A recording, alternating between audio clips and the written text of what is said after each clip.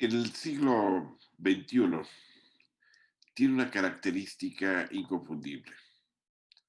Ha transformado particularmente todo el concepto de empleo, de empleador y fundamentalmente un elemento básico, el proceso de inserción y selección del componente humano. Originalmente, el siglo XX creó este término que fue muy famoso en su momento y que era recursos humanos. Otros más lo ubicaban sencillamente como una dirección de personal o una jefatura específica dependiendo del tamaño de la empresa. Sin embargo, hacia los años de 1947, cuando Herbert Simon publica su libro sobre el comportamiento administrativo, plantea ya una idea absolutamente novedosa, que todavía aún tiene ciertos elementos importantes para nuestros días. Nos dice, en el momento en que se establece un perfil de actividades a desarrollar en un empleo, o sea que se elabora este perfil y se dice, se solicita a una persona con estas características, lo que la empresa está buscando es un comportamiento que va a tener el sujeto dentro de la organización y que originalmente se buscaba que fuera lo más apegado posible a aquel tipo de comportamiento que se deseaba. Por supuesto, lo que entonces se entendía por trabajo tenía una visión casi de carácter vitalicio.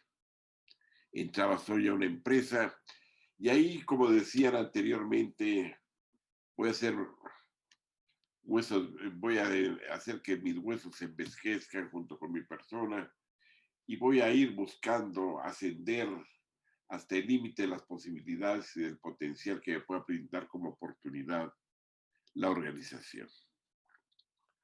Estas ideas, indudablemente, hoy en día ya no son exactamente como originalmente se planteaba. Primero, porque el trabajo ya no es vitalicio, o por lo menos de larga duración. Ya no puedo entrar a un empleo y decir,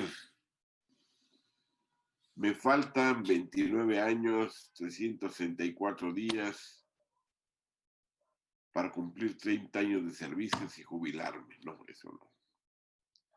Olvídenlo. Ya en el momento actual, la idea particularmente capital humano modifica sustancialmente todos esos viejos patrones. Otro elemento también esencial, particularmente un personaje que también me encanta, que es Peter Drucker. Desde 1987 planteaba ya la idea de que ya no era suficiente con que creciera la producción industrial y automáticamente crecería el empleo, sino que plantea ya el paradigma contrario, de que en un momento determinado puede crecer la planta industrial y disminuir considerablemente el número de trabajadores. Esto se debe, entre otras cosas, tanto a procesos de automatización como a rediseño de los procesos de trabajo que definitivamente están impactando de modo considerable a las organizaciones. Pero hay algo más. Otro personaje llamado Theodor Schutz publicó un libro, publicó un artículo hace ya casi 60 años que se llama, traducido literalmente, Inversión en Capital Humano. Lo publicó en una de las revistas más connotadas de la época que se llama American Economic Review, el número de marzo del 61. Y en ella establece un elemento que hoy en día, cada día que lo veo y que lo vuelvo a leer nuevamente, me habla de dos paradigmas. El paradigma tradicional y del futuro.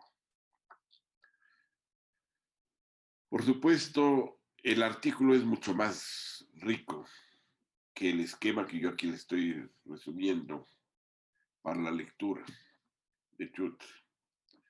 Él decía, el paradigma tradicional era el que hace 60 años existía. El paradigma del futuro, curiosamente, es exactamente lo que es el mundo de hoy con respecto a la idea particularmente de capital humano. Se decía, el paradigma tradicional está basado en una economía fundamentada solamente en productos. Dicho en otros términos, una economía soportada sobre la base de mercancías. Sin embargo, él advertía ya lo siguiente.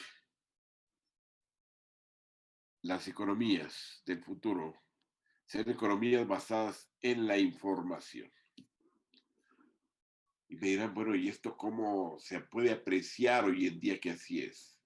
Efectivamente, es gracias al nivel de información que podemos tener en un momento determinado que podemos establecer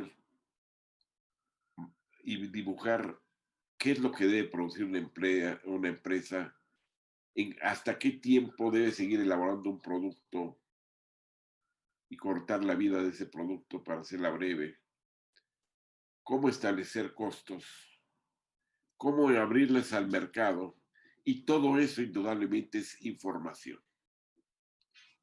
Dicho en otros términos, la empresa hoy en día parte de la información del ambiente y en la medida misma en que puede tener información confiable, verídica, verificable de ella, puede en un momento determinado incidir mejor en el desarrollo del potencial que puede tener dicha empresa.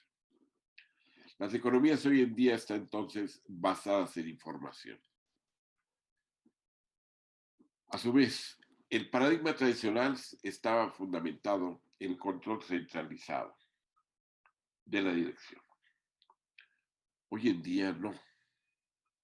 Se tiene que hacer una descentralización y desconcentración de la misma, como una forma sencillamente de lograr que las cosas se puedan hacer, como decía Simon. ¿Qué problemas tiene el control centralizado? Don Jesús Reyes Heroles, a quien conocí hace ya muchísimos años, es un hombre que hoy en día ya murió. Alguna vez fue secretario de Educación Pública, fue dirigente del entonces PRI, estuvo en el Seguro Social, pero fue también uno de los políticos, yo creo que más lúcidos que yo he conocido en mi vida. Decía don Jesús Reyes Heroles, un elemento cuando entró a la Secretaría de Educación Pública. Decía, en una ocasión nos preguntó a un grupo de jóvenes, yo era todavía entonces joven, y decía, ¿ustedes saben por qué los dinosaurios se extinguieron? Y bueno, todo el mundo hablamos del meteorito y demás, dicen, no. Hay una condición que es muy importante considerar previo a eso. Los dinosaurios con meteoritos y el meteorito pudieron haber desaparecido por las características que estos mismos animales tenían. Eran reptiles gigantescos. Y si ustedes ven, por ejemplo, cómo es un dinosaurio, verán primero que nada una cabeza muy pequeña, un cuello muy largo, un cuerpo extraordinariamente voluminoso, sustentado en unas 4 piernas y una cola, que hacía temblar incluso la tierra porque pesaban toneladas. Y nos decía don Jesús, miren, un dinosaurio podía entrar por accidente, meterse en una zona pantanosa. Al entrar en una zona pantanosa, el problema es que el cerebro era demasiado pequeño. Y en el cerebro entonces tendría que venir la orden. Primero, para percibir que se estaba hundiendo. Segundo, para impulsar sus patas en búsqueda de salida, de encontrar una salida. pero decía, en lo que ese pesado cuerpo comenzaba a hundirse y llegaba la información al cerebro a través de una red del sistema nervioso. Había pasado ya el tiempo suficiente como para que ya en ese momento el dinosaurio ya no podía hacer nada y se hundiera finalmente en el fango. Quiere decir entonces que en la medida en que se establece un control centralizado, la imposibilidad de toma de decisiones es enorme. ¿Por qué? Porque hay que hacer una larga espera para que la información le llegue al nivel central y este a su vez adopte una decisión. Y claro, cuando adopta una decisión, ya definitivamente no hay nada que hacer. Hubo un presidente también de México, don Adolfo Ruiz Cortines, que decía lo siguiente. Cuando llegaban, por ejemplo, en aquella época se ponían telegramas cuando algo era urgente, se ponía telegrama urgente. Y le llegaba al presidente un telegrama, ese telegrama urgente. Acaba de haber una inundación y demás. Entonces llegaba don Adolfo Ruiz Cortines, tomaba el telegrama y lo ponía en una carpeta, lo ponía a un lado del escritorio y decía, bueno, si esto es urgente o demasiado urgente, ya es hora que hayan tenido que ellos tomar una serie de decisiones. No es lo mismo que me digan que hay ese problema, a que me digan, ya tomamos tales decisiones y nos faltan tales recursos. Por lo tanto, el control centralizado, ya en los años 50 era un gran problema. Imagínense el momento actual. Yo creo que, por ejemplo, la crítica que más fuerte que tiene con respecto a López Obrador es que él quiere centralizar en él, en su figura, en su persona, todo el esquema de decisiones. Y oigan, eso es para volverse loco. Sencillamente son tantas las presiones, tantas las decisiones, tantos los errores que una sola persona quiera absorber esto, que lo que impone el mundo de hoy es un proceso muy amplio de descentralización y desconcentración, una autonomía relativa que atendiendo a un conjunto muy amplio de políticas que guíen la toma de decisiones en los diferentes niveles, pueda permitir el flujo de la información y particularmente la toma asertiva de decisiones, sobre todo oportunas. Sobre esta base, entonces, el paradigma tradicional operaba sobre un esquema de una estructura altamente rígida. Y una estructura altamente rígida, por ejemplo, en el momento actual, es una estructura destinada al fracaso abiertamente. Es como si en un momento determinado, yo me acuerdo el sistema de educación que nosotros llegamos a tener en nuestro tiempo. La familia tenía una rigidez enorme. Operaba sobre un sistema de premios y castigos. Pero hoy en día no se puede manejar una familia sobre esa base de carácter rígida a partir de premios y castigos. Hoy en día llega el momento en que hay que comenzar a tomar decisiones. Y cuando los hijos comienzan a sentir autonomía, es un momento en el cual hay que tomar en consideración esto, porque es el momento en el cual hay que flexibilizar. Esta es la característica de este mundo flexible, este mundo adaptativo, es lo que es el mundo de hoy. A su vez, al principio, el control de calidad del producto era al final. Entonces, ¿qué se hacía? Por ejemplo, se producía focos, se tomaba una muestra de los focos ya una vez producidos, se probaban y se veía cuántos funcionaban y cuántos no.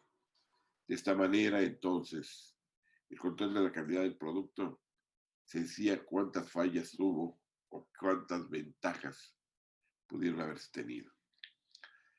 Japón definitivamente cambió toda esta línea de ideas. Japón demostró que lo que tenía que hacerse como control de calidad era un control de toda la línea de producción, desde la selección de la materia prima hasta el momento del empacado del producto para su salida al mercado. Solamente el control de toda la línea de producción se podría en un momento determinado enmendar en el proceso los errores, corregir las cosas que cuando las cosas ya están hechas, ya no se puede hacer absolutamente nada, ya estamos sobrehechos, y los hechos ya no se corrigen, los hechos se tienen que aceptar como son. A partir de ello, entonces, también hay un proceso de fragmentación de tareas y de responsabilidades. Esta idea de la fragmentación de tareas y responsabilidades fue propia del Taylorismo. El Taylorismo fue justamente el elemento que facilitó, que dio las bases para fragmentar en partes un proceso y a partir de una cadena de enlace poder en un momento determinado a un producto irle agregando las partes dentro de una línea de producción. Esta fragmentación de tareas y responsabilidades se quiebra hoy en día por la existencia de nuevos equipos de trabajo. Aquí en el equipo de trabajo, el liderazgo ya no es de que hay un jefe que manda a un conjunto, sino es un equipo que elabora y posibilita en la integración de distintos tipos de saberes la posibilidad de distribuir oportunamente cada una de las distintas fases y hacer que éstas sean operativas hacia el conjunto. Lo importante no es que haya alguien que esté dando órdenes. Lo importante es cómo construir las órdenes, los ordenamientos dentro del conjunto. Y esto es un equipo de trabajo. Por lo tanto, el tipo de trabajadores anterior del paradigma tradicional son trabajadores especializados. Un trabajador especializado es aquel que llega y le dice a uno, no, yo de esto no sé. Yo nada más sé de esta partecita. Es lo único que me interesa. Yo nada más sé apretar estos tornillos para elaborar este producto integral. Pero no sé más. Ya estoy especializado en tornillería. A diferencia del tipo de trabajador que se forma en el equipo de trabajo, que es un trabajador polivalente, es un trabajador que todos tienen exactamente las mismas capacidades, pero se integran estas a fin de construir un producto en el mismo sitio y sin moverlo. Esto es lo que hizo Toyota definitivamente. Ya no la cadena taylorista, sencillamente que vamos aquí, le ponemos una carrocería, esta carrocería después le ponemos ruedas, después le ponemos puertas, después le ponemos vestidura, etcétera, etcétera. No. Ahora sencillamente lo que tenemos que hacer es trabajador polivalente. Un grupo de trabajadores en un lugar fijo, todos sencillamente arman el automóvil en tiempo récord. Todas las piezas, por lo tanto, buscan que se embonen porque están prediseñadas ya nada más para integrarlas. Y por lo tanto, en menor tiempo posible, sencillamente hay que sacar el automóvil a prueba. Pero va saliendo entonces en menor tiempo. Con lo cual la productividad de los trabajadores se eleva considerablemente y los costos de producción disminuyen de una manera dramática. A partir de esto, entonces el paradigma tradicional estaba funcionando sobre una base totalmente diferente. Su planteamiento era la confrontación, y la confrontación más importante era la confrontación capital-trabajo. Esta confrontación capital-trabajo en un momento determinado produjo una enorme cantidad de problemas. Claro, se hicieron avances, se mejoraron condiciones de trabajo, etcétera, a través de la confrontación. Pero lo que se está demostrando hoy en día es que a través de la cooperación, de la interdependencia entre las gentes, de reconocer que tú eres necesario como yo y que tenemos que estar en un mismo barco y por lo tanto tenemos que sacarlo a flote. Este mecanismo de cooperación es hoy en día lo que comienza a predominar. A partir de ello, también se establece una diferencia entre el paradigma tradicional con respecto al paradigma del futuro. Anteriormente, la fuerza laboral se veía como un gasto. Hoy en día, la fuerza laboral se debe contemplar como una inversión. Una inversión en capital humano que ha de, por lo tanto, de generar un potencial nuevo, experiencias nuevas, mecanismos que pueden revolucionar incluso los procesos productivos y hacerlos que definitivamente estos tengan o puedan obtenerse a menores costos, con menor esfuerzo y con mayor capacidad esos resultados. Anteriormente la promoción de un puesto a otro se hacía por antigüedad. Como ya tengo 40 años, bueno, pues voy a llegar, ahora me nombra gerente. En realidad esta promoción por antigüedad, créanlo, los años no nos hacen tampoco necesariamente sabios, ni nos hacen mejores, ni nos hacen santos. Hubo un libro muy interesante que era El principio de Peter, también de los años 70, que decía, ¿cómo llegar al nivel de incompetencia?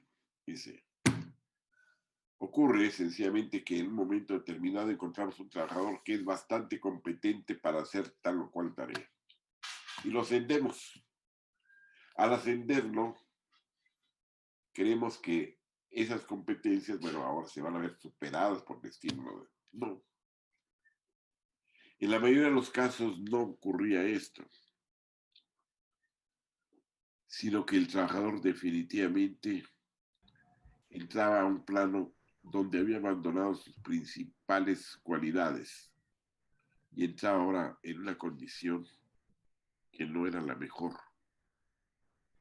Por eso entonces tenemos que contemplar que hoy en día la promoción tiene que hacerse por competencias verificadas. Y esas competencias verificadas hay que crearles estímulos. Bueno, Josué, Josué, ¿quién estaba hablando, por favor? ¿O quiere intervenir con toda confianza? Una disculpa, profesor, se abrió mi micrófono. No, está bien, por favor. Entonces, tenemos una característica de primera importancia. La aprobación tiene que ser por competencias verificadas. Y un elemento, a esas competencias verificadas, hay que otorgarles verdaderos estímulos para que el proceso sencillamente no vaya en detrimento, sino vaya en mejoramiento. Yo les podría poner un ejemplo. En el caso del profesor, la UAM, entre otras, es una de las que más ha desarrollado este modelo hoy en día. Promoción por competencias verificadas. Primero, nos evalúa cada año. A cada año hay que rendir un informe. Segundo, nos valora ese informe. Tercero, dependiendo de la cantidad de actividades, cada una de ellas tiene un valor diferente. Uno tiene que obtener un mínimo de 5,000 puntos anuales. Y a partir de allí se da un estímulo de sobresueldo al profesor. O sea, se le otorga una beca que dura un año sobre estímulos. Más una beca adicional para que también tenga para otro. De esta manera, por ejemplo, Hay un total de 4 becas. Bueno, con 4 becas obtenidas se obtiene más allá del doble del sueldo. Y por lo tanto, el sueldo de un profesor puede ser decoroso, bastante decoroso. Creo que eso es preferible a que, por ejemplo, lo metan a uno de jefe de departamento. ¿Para qué quiere uno ser jefe de departamento? Yo, por ejemplo, a mí no me interesa ser jefe de departamento, pero sí me interesa ser un profesor de calidad, me interesa ser un investigador. Y si esto me lo compensan por competencias verificadas y por elementos particularmente de evaluación, perfecto. A mí me interesa más eso que lo otro. A su vez, anteriormente la capacitación era por excepción. Hoy en día la capacitación es por regla. Nada que ya tengo, yo ya me sé de todas, todas. No, no, no, de 199, no. Siempre tengo que reaprender. ¿Por qué? Porque la tecnología está cambiando, porque los temas de energía están modificando, porque siempre hay algo nuevo, hay nuevas estrategias de mercado que están guiando definitivamente la producción y porque la organización total siempre tiene que estarse readecuando a las nuevas circunstancias.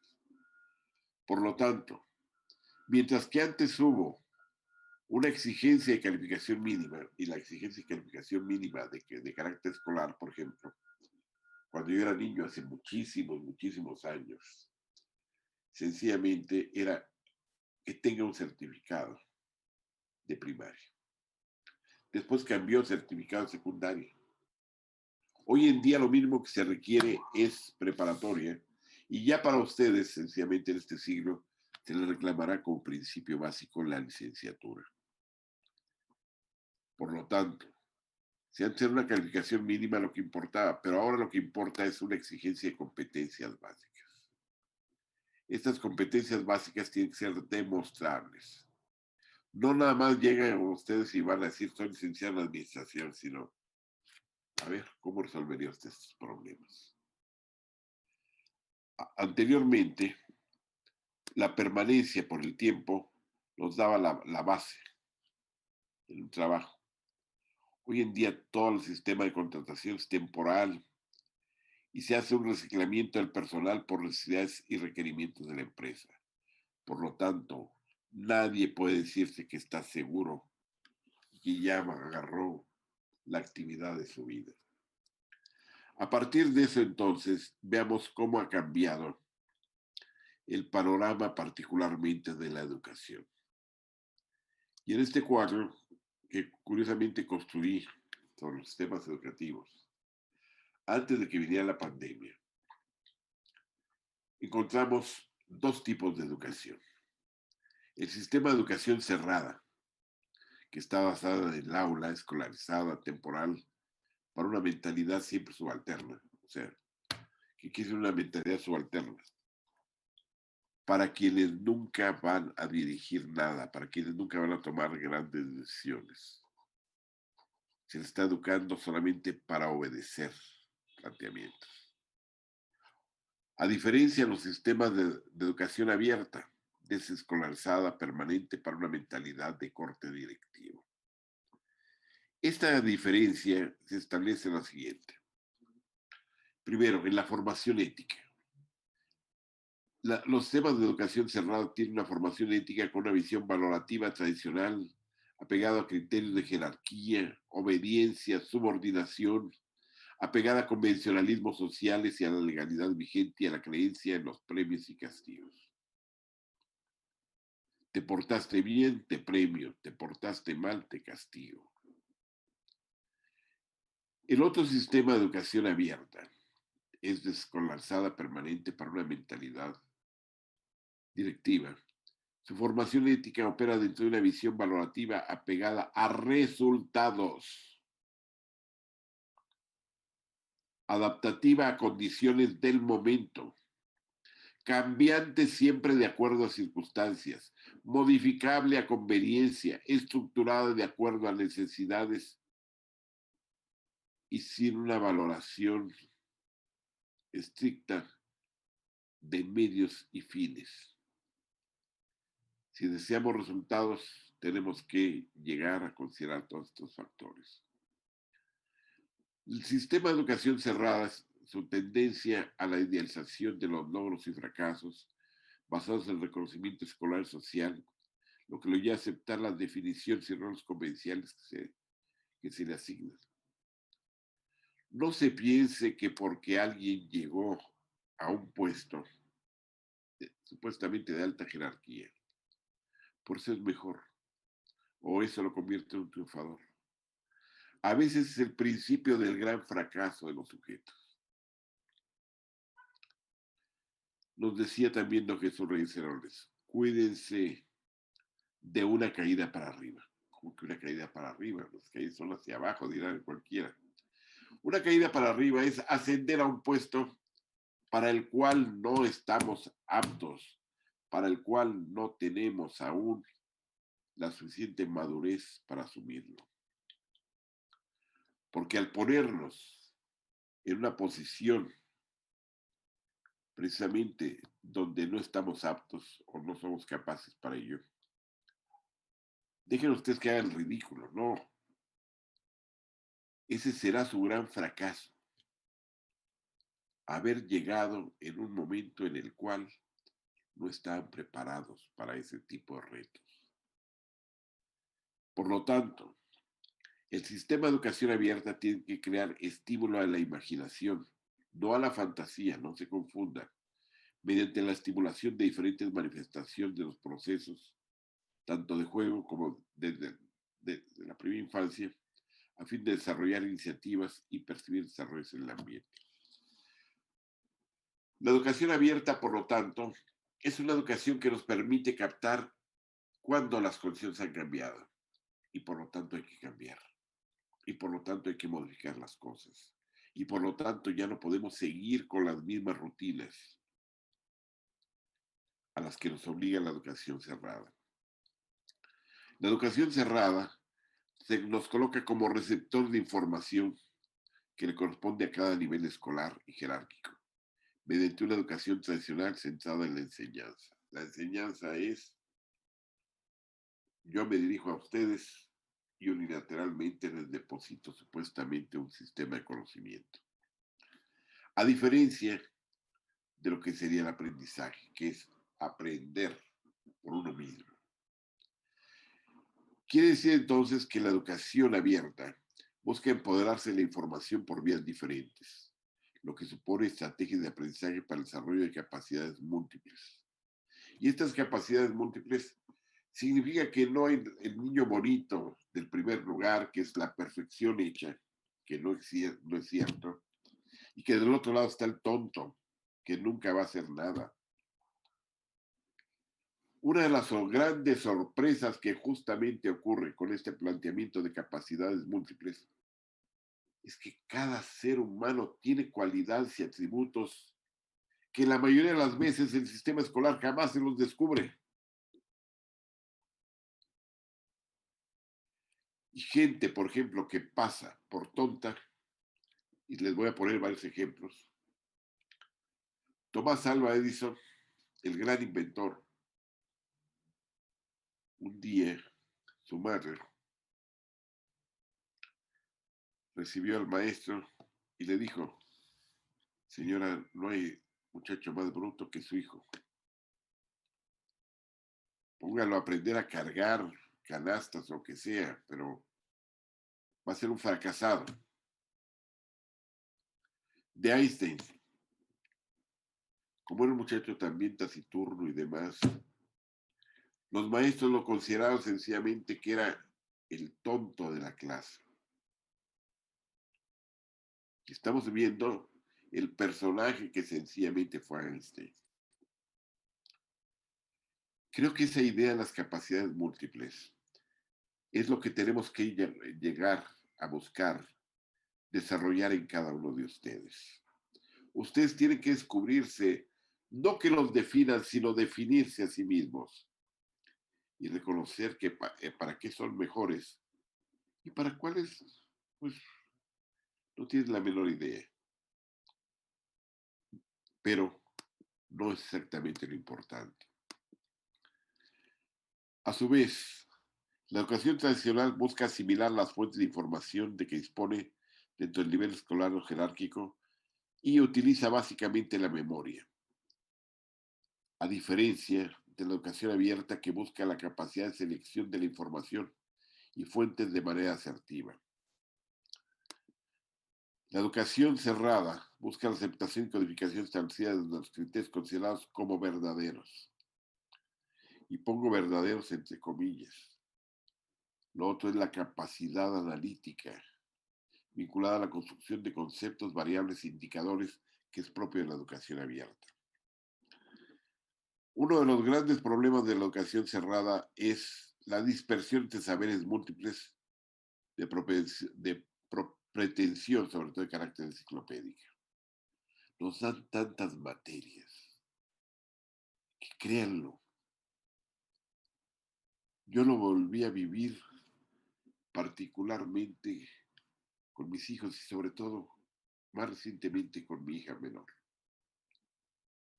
Una cantidad de materias, de libros, de tonterías, de cuadernos de todo tipo, que ahora estamos quemando definitivamente, no sirve para nada. Y que no vale la pena preguntarle ni atormentarla sobre esto.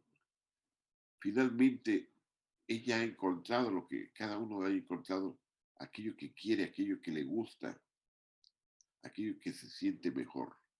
Por lo tanto, hay que desarrollar esa capacidad analítica, esa construcción de conceptos y particularmente saber en un momento determinado las condiciones de aplicación de todos estos elementos.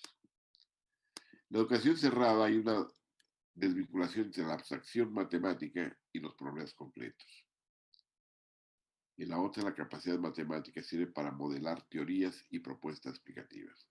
Dicho en otros términos, la matemática pasa a ser un lenguaje para expresar las cosas. En la educación particularmente cerrada, hay una desvinculación, una dispersión, hay una capacidad para resumir. Lo más que llega el sujeto es a resumir las cosas. Lo otro, la educación abierta debe aspirar a una capacidad de síntesis. Y la síntesis va más allá de lo que me dieron. Es reflexionar, es pensar, es mover el cerebro y decir, bueno, de esto, ¿qué puedo desprender? ¿Qué nuevas ideas puedo sacar? En la educación cerrada, hay una obediencia al ordenamiento donde la iniciativa perturba al ambiente. En la otra, la capacidad de iniciativa promueve la toma de decisiones. A su vez, no cuestionamos las instrucciones, métodos y procedimientos impuestos en la educación cerrada. Seguimos planteando la idea de una capacidad receptiva de la instrucción.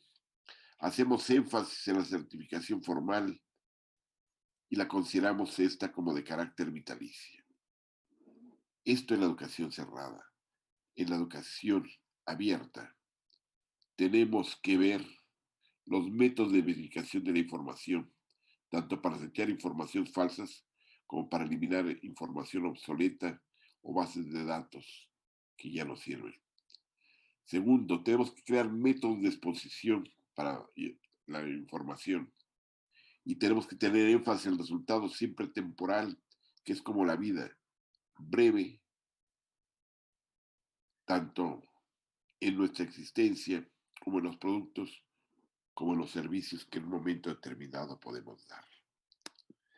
Quiere decir que hay dos modelos, que estos dos modelos que operan en el ámbito educativo están marcando ya una perspectiva totalmente diferente de cómo vernos frente al conocimiento, pero sobre todo de cómo enfocar la realidad. A partir de ahí, entonces, tenemos que comenzar a contemplar cuáles son los resultados de este tipo de educación. El primero es el siguiente. La educación actual ha hecho que se modifique totalmente la noción misma de las élites. Hagamos sencillamente una reflexión mínima en torno particularmente a lo que serían los 10 hombres más ricos del mundo. Bueno, 6 de los 10 hombres más ricos del mundo en el momento actual, de acuerdo a la revista Forbes, están precisamente en el área de informática. ¿Esto qué les dice? Bueno, les dice sencillamente que el mundo cambió. No son los grandes dueños de empresas automotrices como eran antes. No son los grandes dueños de grandes fábricas. Son hombres que crean a partir de sistemas, elementos que están vinculados al cómputo y particularmente a el manejo de información. El hombre más rico del mundo es un hombre llamado Jeff Bezos, dueño mayoritario de Amazon para ventas virtuales, con una fortuna de 106 mil millones de dólares. En 1982 se doctoró en la Universidad de Princeton en Ciencias de la Computación e Ingeniería Eléctrica. El segundo de ellos es Bill Gates, fundador y dueño principal de Microsoft, fuente más importante de software en el mundo, que cuenta y dispone de 93.300 millones de dólares. Este personaje abandonó en el segundo año sus estudios en Harvard y se dedicó a ser integrador de patentes. ¿Qué maneja todo esto? Información.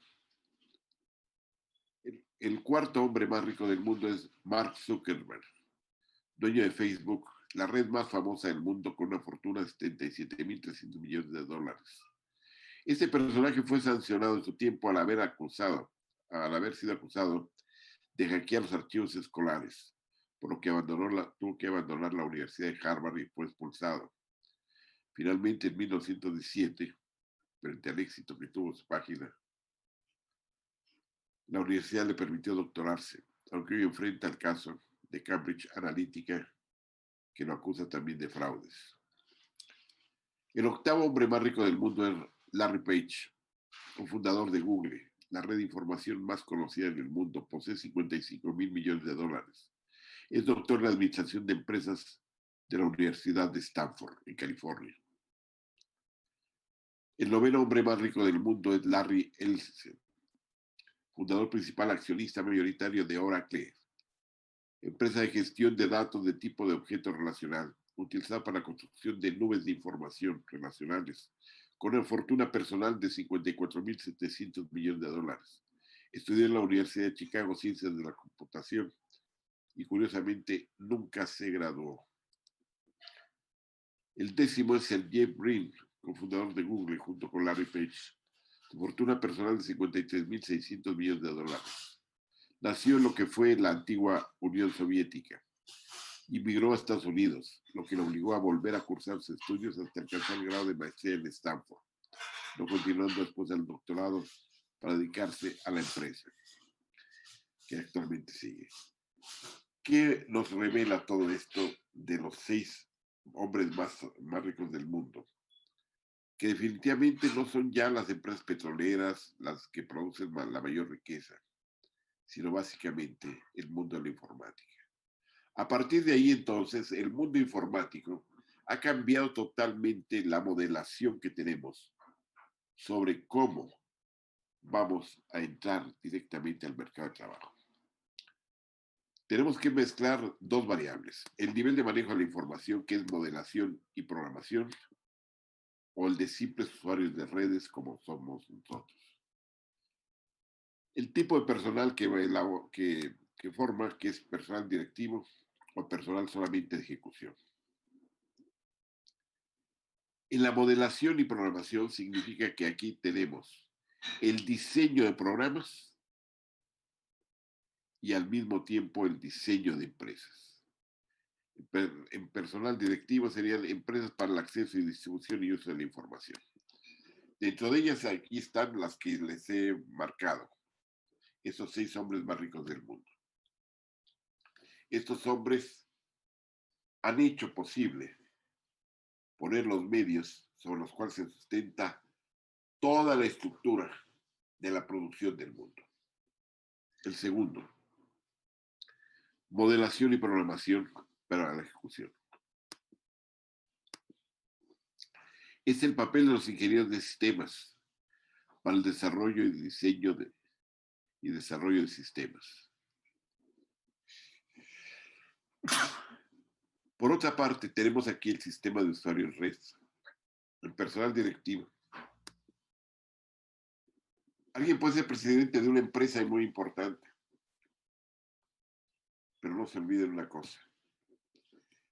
El personal directivo verdaderamente importante en el mundo, por lo menos a mí se me hace que sea serio, es un hombre que tiene junto con él una computadora. Es usuario de una computadora. Y tiene que saber manejarla definitivamente porque si no, no se puede hacer. De otra forma, vean ustedes un caso dramático. Yo había visto, por ejemplo, desde Salinas, Cedillo, Fox, Calderón, hasta Peña, que tenían invariablemente siempre una computadora enfrente, con la cual consultaban datos, tenían toda una red de información impresionante que alimentaban. Y vean ahora lo lamentable que es escuchar las mañaneras. Dios mío, las mañaneras que son una bola de ocurrencias. Ni siquiera usa tarjetitas. Si no hay como le va llegando, va sacando. El resultado es que esto no es serio. Hoy dice una cosa y mañana dice otra. No se acuerda de lo que dijo. Un día llegó y se le ocurrió decir que si se formaba una manifestación de 100,000 personas y caían las encuestas, renunciaba. Se le hizo una manifestación de más de 100,000 personas, cayó en las encuestas y el señor sigue ahí. ¿Para qué dice eso? ¿Qué es lo que ocurre? Bueno, que no tiene un sistema de información en que fundamentarse. El personal directivo entonces reclama ser usuario en red, necesariamente. Y todos nosotros, en el ámbito de la ejecución, somos usuarios de redes. Este es el hombre contemporáneo. Olvídense ya de aquel que se acordaba de todas las cosas, o que sabía de todas. No, nadie lo sabemos de todas. Tenemos que reaprender necesariamente como usuarios en red. A partir de ahí, entonces, tenemos que conformar una mentalidad totalmente diferente. Y esa mentalidad es justamente la que es propia del siglo XXI. Ustedes ya son siglo XXI. Y nosotros, que vivimos el mundo anterior, tenemos que adaptarnos a este mundo actual o sencillamente no tendríamos ningún lugar que ocupar en esto. Nos convertiríamos sencillamente en estorbos y eso es algo que uno nunca debe de admitir. Pero no es nada más negando, sino haciendo. A partir de ahí, entonces, bueno, hemos hecho ya el primer bosquejo de la importancia de lo que hoy en día se denomina capital humano. Y este capital humano me interesa ahora, primero, preguntarles nuevamente, como siempre, como de costumbre, ¿qué preguntas tienen en torno a lo que hemos visto el día de hoy? Preguntas.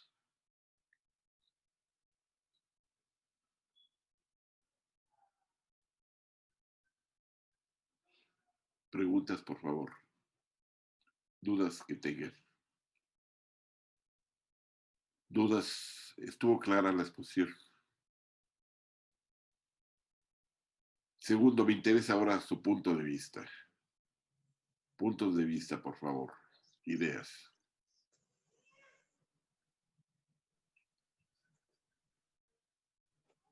A lo que entiendo es que entonces va a ser más importante tener acceso a la información que mantener, o sea, vamos a tener que seguir generando actualizaciones de información. Toda la vida. Tener que hoy el pueblo mantiene hoy en día, entonces está enfocado en la información que puede tener la persona, porque como usted bien nos comentaba, las personas más ricas del mundo son los que tienen mayor acceso a toda la información, ¿no? Los que están manejando la información. Y claro, manejar la información no significa nada más tener acumulada la información, Jennifer, sino implica transformar esa información en datos que en un momento determinado puedan asumirse como base para toma de decisiones y estas decisiones sirvan también para anticiparse a lo que está aconteciendo. En ese sentido, Jennifer, tienes toda la razón, efectivamente. El mundo de hoy es de la información. Ahora, ¿qué diferencia hay entre información y datos meramente? Yo les daría un elemento que es muy importante. Información significa, opera siempre en una relación de presente a futuro. El dato opera en una relación de presente a pasado. El dato ya no lo pueden modificar. Es como los hechos. Ya pasaron. No podemos evitar que hayan ocurrido. Pero la información nos permite ver qué hacer. Nos permite ver una orientación a futuro. Si yo sé que va a haber el día de mañana, viene, por ejemplo, la primera onda fría, me va a permitir salir de mi casa abrigado, que si no lo supiera, porque ahí me puedo tener hasta una pulmonía. Entonces, toda esta serie de hechos son necesarios, indispensables. Por ejemplo, yo nunca conocí, por ejemplo, la importancia de tener conocimiento lo más próximo posible del estado del tiempo, hasta que viví en la ciudad de Pittsburgh, en Pensilvania, cuando estuve estudiando. ¿Qué es lo primero que hacía? Bueno, en la mañana tenía, en esa época no había todavía todos los elementos de, pero ya había satélites. Y entonces llegaba, tomaba el teléfono y pedía el estado del tiempo. Y era indispensable por una razón, porque había días que la nevada nevaba hasta 1,5 metros y no se podía salir de la casa. Y por lo tanto no circulaban carros y por lo tanto estaba absolutamente todo cerrado. Si yo me iba en este caso quisiera irme a trabajar, no iba a poder. Ni el carro iba a encender siquiera. Entonces, la información era un elemento vital. Pero así como les digo esto, les puedo hablar de muchísimos elementos donde la información es un elemento vital. Constantemente tomamos decisiones desde pequeñas hasta muy grandes en materia de información. ¿Alguna otra pregunta, por favor? Yo, profesor, Dime, José. usted estaba comentando que en el caso de la información, bueno, decía de una esfera de poder, que en este caso son los hombres más ricos del mundo. Ah, Entonces, que tienen el acceso a la información, ¿es posible que ellos pueden tener la manipulación de la información para volver los datos a su interés propio? dentro de ciertos límites, no creas tú que son dioses, pero dentro de ciertos límites tu planteamiento es muy interesante, porque efectivamente ellos pueden mover las cosas de tal forma que pueden hacer que ciertas cosas ocurran y otras no ocurran. Por ejemplo, pueden descapitalizar simplemente mediante movimientos que se hacen a través de los sistemas de cómputo, pueden mover miles de millones de dólares y arruinar un país, como lo hicieron con Argentina hace algunos años. En un momento determinado, de Argentina, simplemente por las vías de lo que era el elemento de los temas de cómputo, Argentina perdió en un solo día 22,000 millones de dólares y entró en un declive, pero automático, la economía. ¿Quién lo hizo esto? El sistema financiero. Modificó los parámetros, movió todas las cuentas bancarias que tenía sencillamente acumuladas en Argentina, en otros países y dentro de la misma Argentina. Y la dejó todo esto sin valor. O sea, un movimiento que estos hacen en momentos determinados son elementos de primera importancia. Para darte más o menos una idea, hay en este momento pesan sobre México amenazas muy fuertes. Una de ellas es una gran empresa que es la más importante de bienes y raíces en el mundo, que se llama BlackRock, que sería roca negra.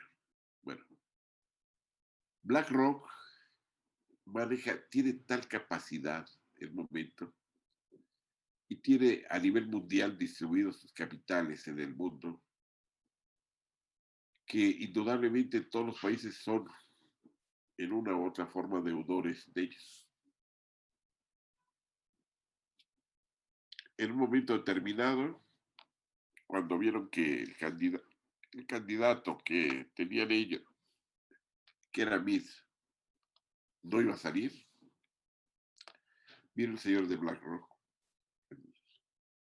no el dueño, sino el presidente de esa empresa, habló con López Obrador y llegaron al acuerdo que se le daba esa oportunidad.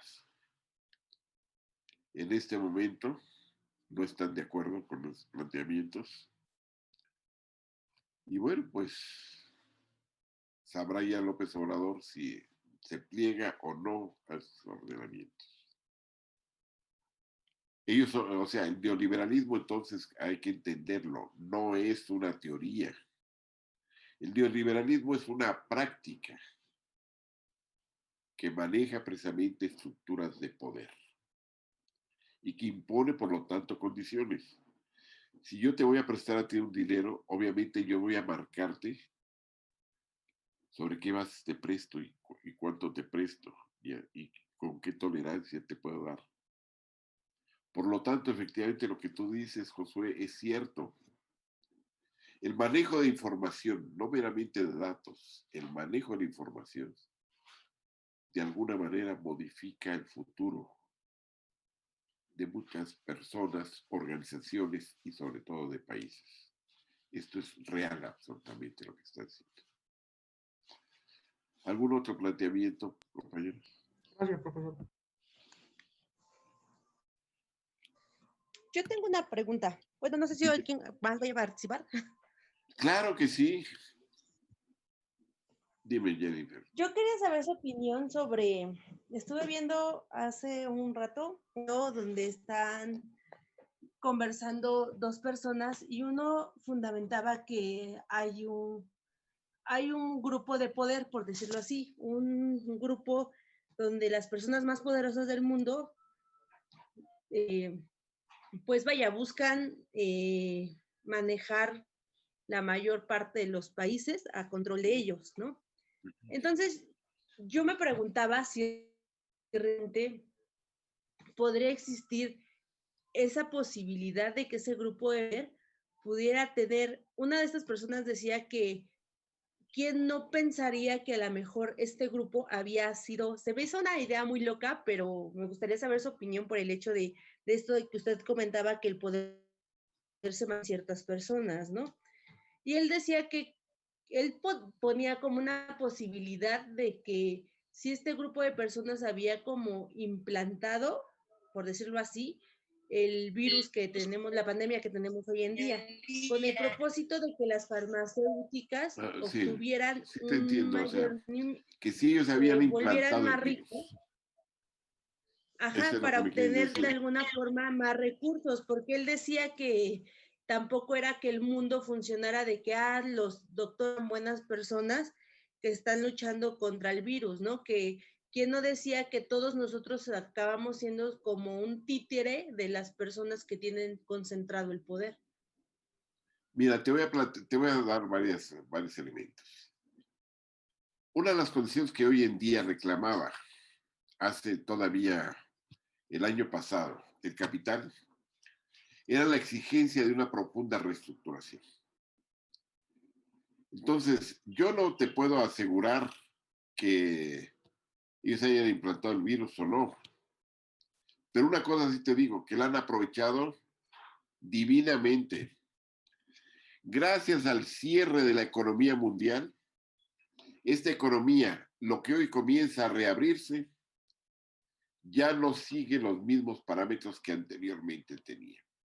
Ni el sistema financiero, ni la economía industrial, ni el sistema comercial, ni la agricultura, ni la condición de empleo, ni mucho menos. Esto ha servido, por ejemplo, para que millones de personas sencillamente se vayan a la calle.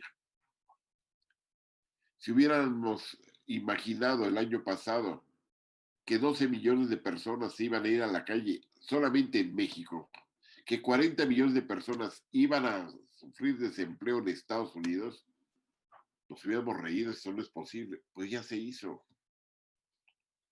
Y otro elemento también que es importantísimo.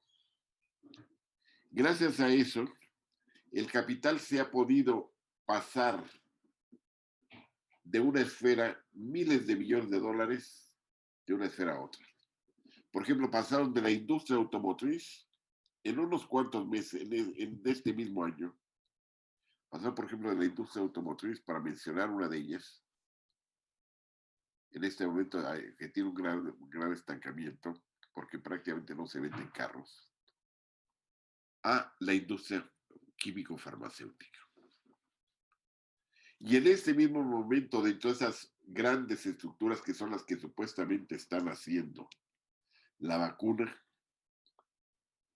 contra este virus, bueno, de ellas, por ejemplo, AstraZeneca, como acaba de fallar una de las pruebas porque una de las personas se le murió que le aplicaron la vacuna,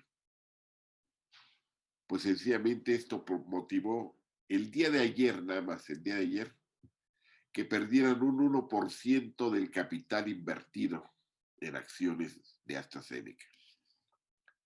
Entonces, te digo, a lo mejor esta vino como un resultado sencillamente de un accidente que se produjo, pero también pudo haberse producido sencillamente que de un laboratorio la hayan sacado con la finalidad de exterminar a una buena parte de la humanidad. Se Y podría este tomar como efecto una reestructuración de la vida de todo, cotidiana. de hecho, en el momento actual, ¿en qué estamos haciendo? El año pasado tú te hubieras imaginado estar haciendo clase de esta forma, No. ni de chiste, ¿verdad? Pues lo estamos haciendo. Quiere decir que en este momento la educación ya va a ser a través de redes. Y la característica es que, entonces, ¿cuándo vamos a volver a la vida anterior? La realidad nunca, Nunca. nunca. Porque muchos de sus cursos seguirán siendo a través de redes.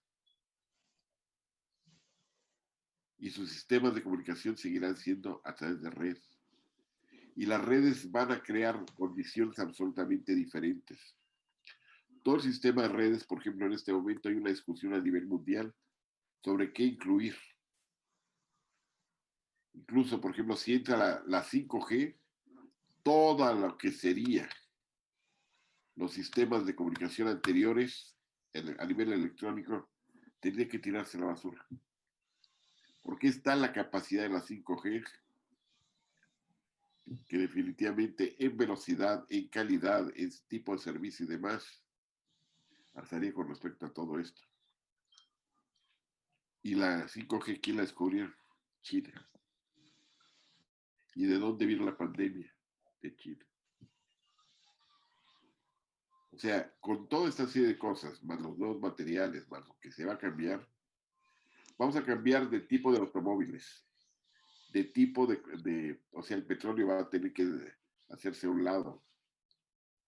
Tendremos que considerar otra serie de fuentes de energía. Tendremos que cambiar el tipo de organización social, tendremos que modificar las tecnologías que se dispararán hacia otras cuestiones totalmente diferentes. La mayoría de las cosas que tenemos hoy en día serán chatarra y por lo tanto habrá que desecharlas. Estos serán los grandes cambios que nos están ya en este momento tocando a la puerta. Y el que no se adapte, independientemente de su edad, pues sencillamente está muerto. Miren, una de las cosas que yo vi con dolor con respecto a muchos de los profesores de aquí de la UAM fue que en un momento determinado dijeron, no, yo no entro a dar clases, hijo. Y ya este es el segundo trimestre que no dan clases. Bueno, su beca, en este caso, de docencia, ya se vino abajo. Y la segunda cuestión, va a llegar el momento en que la propia universidad le va a decir, oiga, pues, lamentamos muchísimo, pero venga acá a su plaza y jubílese, por favor, profesor, váyase. Porque así no nos sirve para nada. Los grupos aquí es una universidad que está dada, lo que ya originalmente era un programa de emergencia por un trimestre, ya se volvió parte de la vida institucional de esta universidad. ¿Alguna otra pregunta? Muchachos, lo mejor del mundo. Nos vemos, por supuesto, entonces, el próximo martes. Que descanses. Gracias, profesor. Hasta luego.